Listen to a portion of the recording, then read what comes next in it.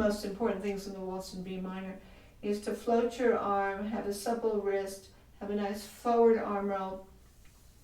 Don't enter notes too quickly. Don't use very stiff fingers.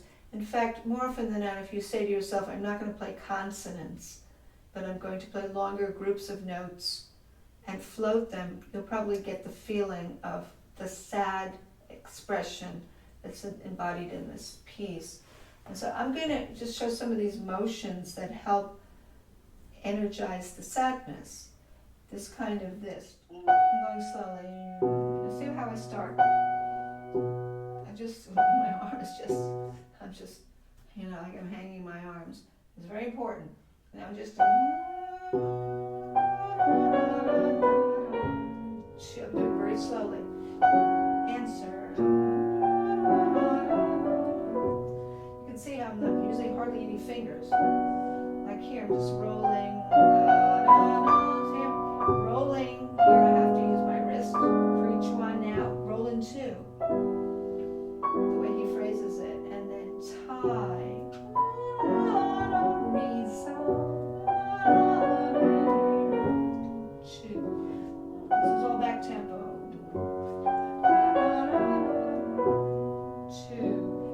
This out more.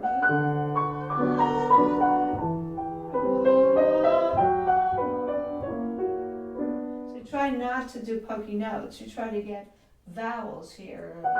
Use dead weight where you want to get louder.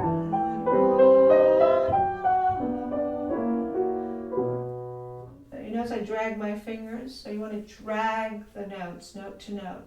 Drag them and start going poke, poke, poke. In the next section, you should do a lot of separate hands, there's no doubt. So I'm advancing the process a little. You had a little bit of a broadening here when you did this. Now,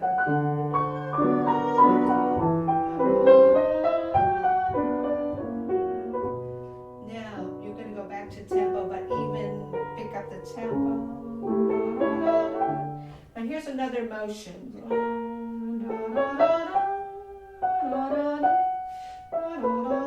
See what I'm doing?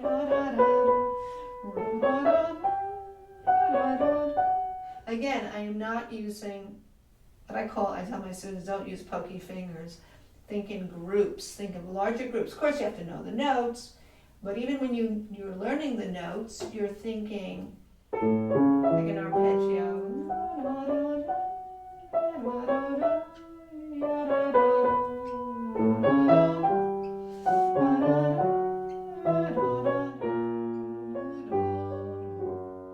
Thinking, what's my destination notes? They are the dotted quarters, is where you're looping toward. You can see you're doing that. And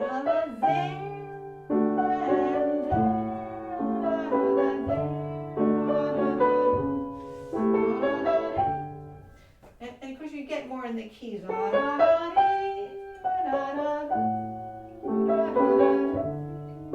down to broaden a little. Behind tempo. That's such a beautiful moment because it's the harmonic minor. There.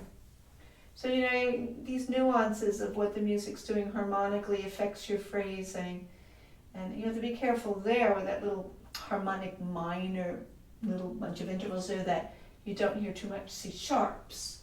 So let's see if we can go back to that spot. I'm doing slow.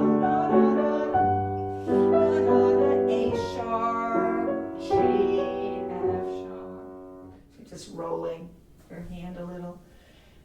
So that's important. This new choreography of this section, it also picks up speed a little bit. This is a tricky place where you go toddy, toddy, rotate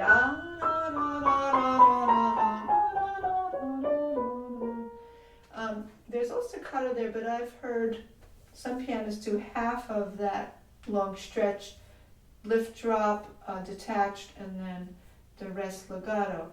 Although it's equally effective if you can go horizontal, Because if you detach the notes, you could still think horizontal. That's why when I see detached notes, I play them first legato, so they have a nice line. They don't sound all up and down horizontally, and that's important, not to drag your fingers again.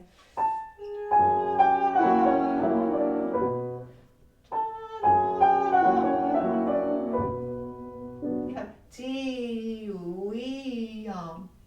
dee-wee-yum. There's a little loop there, you have to be careful. That's very tricky phrasing there. And then that tie again. You're going here, there, and you're answering. It's a sequence. And then harmonic minor, long line. I looped it.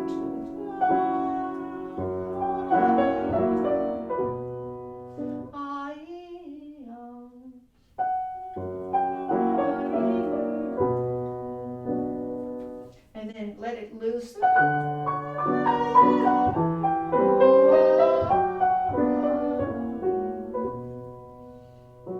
Yeah, you got to be careful there. That does not, these pokey fingers again, that you're thinking, drag the notes and think of this little internal swells.